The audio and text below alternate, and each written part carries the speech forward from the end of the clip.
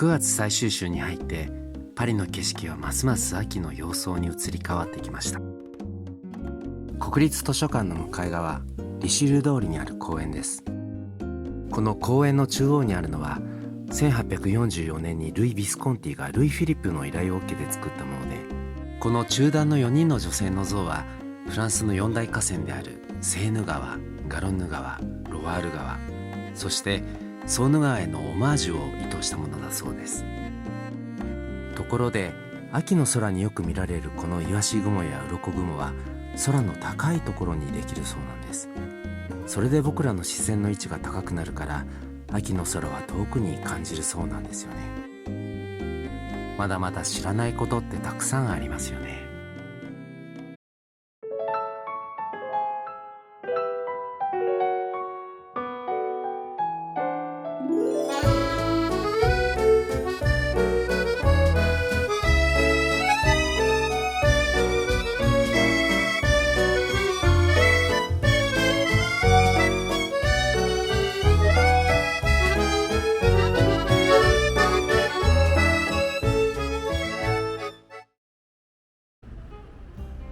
こんにちは、ケイスケです。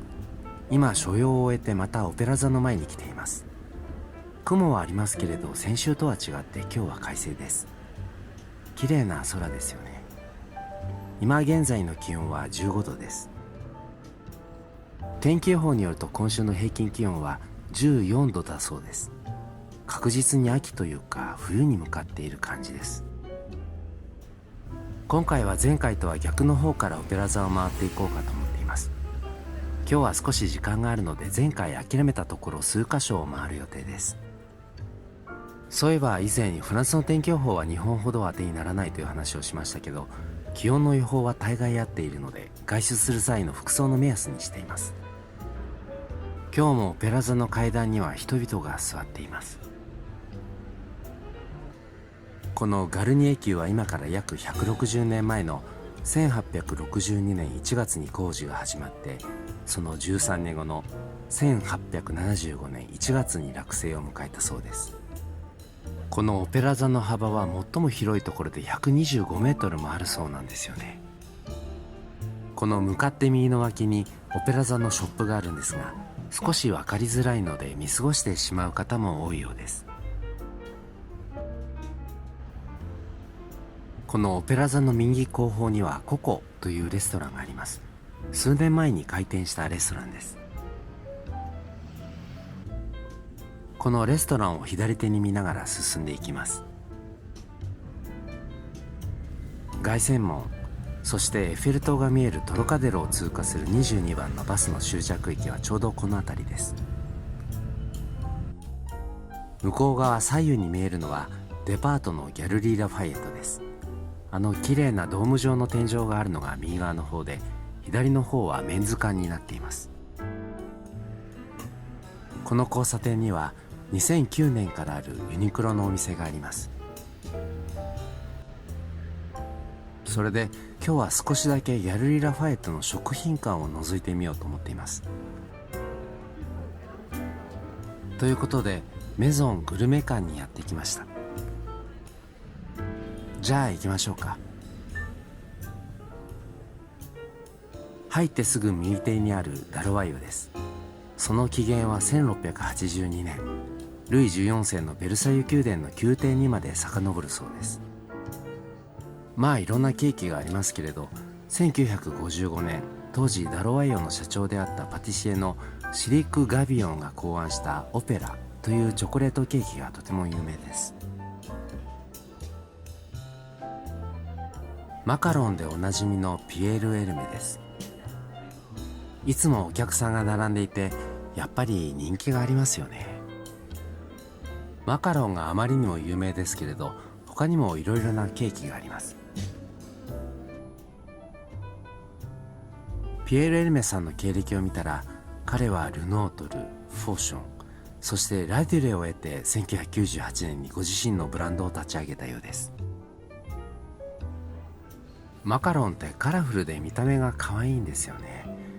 これまでいくつかの記事を見てみたんですが、一般的にフランス人が好きなフレーバーはピスタチオ、フランボワーズ、ショコラ、バニラ、キャラメルの5種類のようです。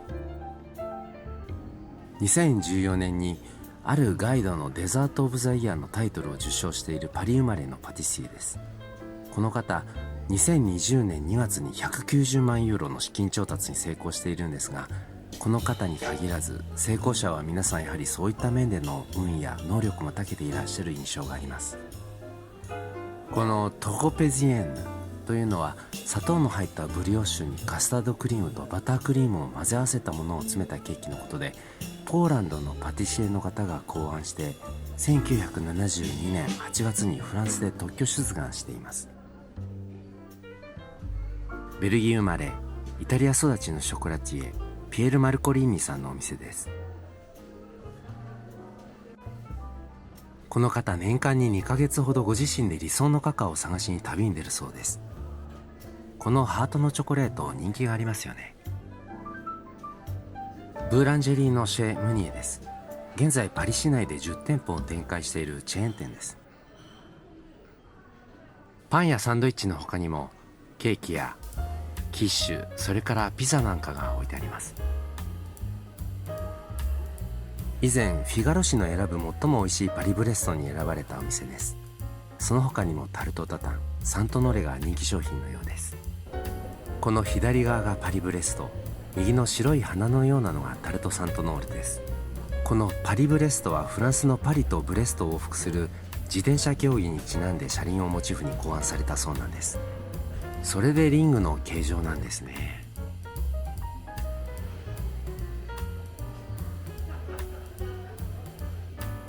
このカラフルな球体の菓子、これ何だと思いますか？最初ムースのケーキかなって思ったんですけど、これアイスクリームなんです。そしてこちらもアイスクリームです。緑色のピスタチオのアイスクリームがとても人気のようです。マカロンもそうでしたけど、ピスタチオって人気があるんですね。レストランでミシュランの星といえば真っ先に名前が出てくるアラン・デュカスのチョコレート屋さんです。世界で28店舗展開していて、うち20店舗はパリ、1店舗はロンドン、残りは日本で東京に5店舗のほか名古屋と大阪にそれぞれ1店舗あるんですね。最近パリの10区にベジタリアン料理に特化したレストランを開いて話題になっています。1827年創業のボアシエです。フランスの文学作品やその他の芸術作品の中でも製品が引用されているほど歴史のあるボアシエです。この左側にいらっしゃるシルビー・ドゥースさんはサルン・ドゥ・ショコラの創設者で有名です。ちなみに数年前にこのサルン・ドゥ・ショコラからは身を引かれています。この缶のデザインがとても可愛らしくておしゃれだと思いませんか？そういえばマロングラッセの起源についてはいくつかの説があって、実際にはどれが正しいのか僕には分かりませんでした。お菓子に見とれて長居をしてしまったので、次の場所に行こうかと思います。この回もだし、もちろん他の回にもいろいろあるんですけれど、それはまた別の機会にでもですね。グルメ館を出て次の場所に向かっています。ということでこの続きはまた次回に。明日もいい日になるといいですよね。それではまた。